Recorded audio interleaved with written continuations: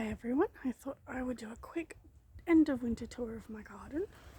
It was supposed to be done during winter, but having a viral infection for the past 2 months and markets kind of got in the way of that. So I thought before we get to the end of August, which is pushing it, but I would do an end of winter tour of my garden. So we have some rose and henbane. This is a mugwort tree. Some wormwood there. And this beautiful beast with the white flowers is my Brabantsia. Mine is a Candida double white, which means it gets lots of flowers. It's got the big outside flower and then the inside flower. This thing is huge, like you can see how big it is.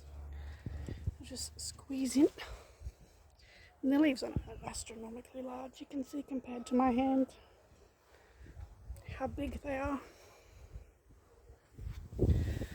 And here we have some mugwort, we have some herb robert and vervain. Herb robert and vervain are two herbs that if you grow, they grow forever and they turn up everywhere. Here we have some belladonna, some more belladonna, some henbane reshooting. We've got lion's tail, comfrey that's finally coming back after being decimated by caterpillars. Some more henbane. Those flowers, aren't they just delicate and gorgeous? We have a patchouli that's looking a little worse for wear. And the taper part of my mullein is currently drying quite nicely.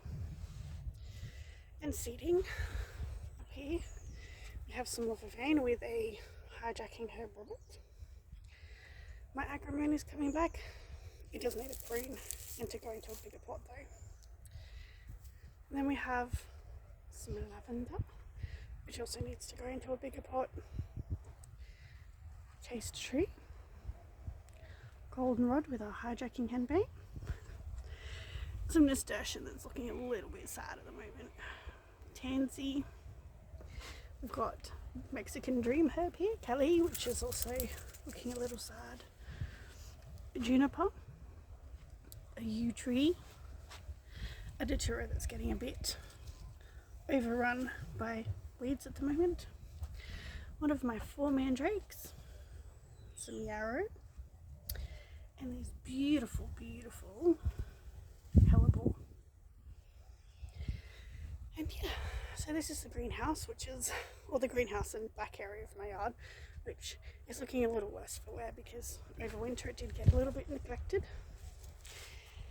A bit further down we have some skullcap, which is getting a bit buried by grass. Borage, some California poppy, and over the back a wild growing mass amount of horehound. These are my other mandrakes. These are Mandragora turcomanica.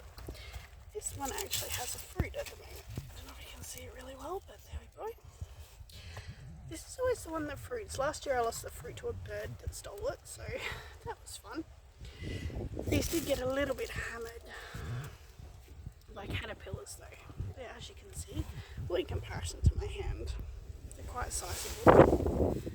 Actually this one's probably a better indication. But yeah, that's my 3 mandrakes.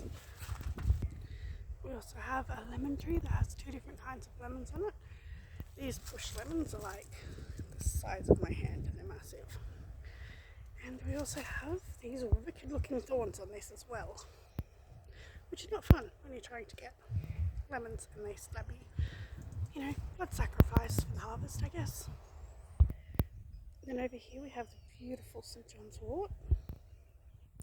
It's got a lot of buds on it this year, so this year I'm really going to attempt to try and do something with them.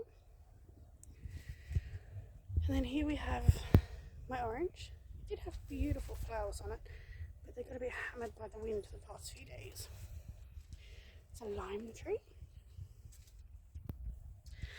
And then in here we have henbane with herb robert, which is going to have to come out.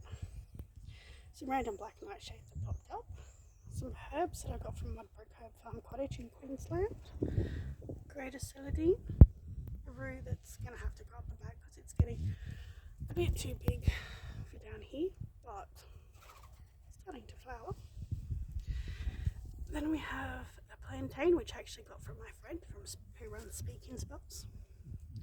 Have arthritis herb, memory herb, lemon balm with a hijacking black and nightshade.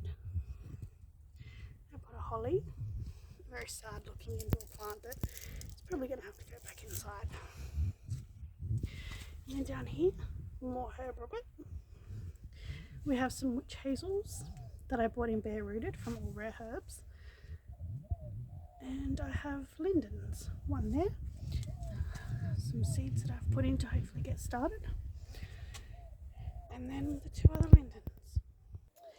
In this little stand-up bed we have some hyssop and some spearmint. The catnip's going a bit insane. Here we have a California poppy and a sage that's not looking too happy. Now I know the catnip looks massive, but it's actually in a pot. So I'm thinking that I'm probably going to take it out and put it in a bigger pot and just let it do what it's going to do. And here we have just some kitchen herbs. So I've got a parsley, which is going to flower. So I might even trim all the flower heads off just to get a bit more time out of it. There's an oregano, some chives, thyme, more chives, and coriander. So yes, that's my garden.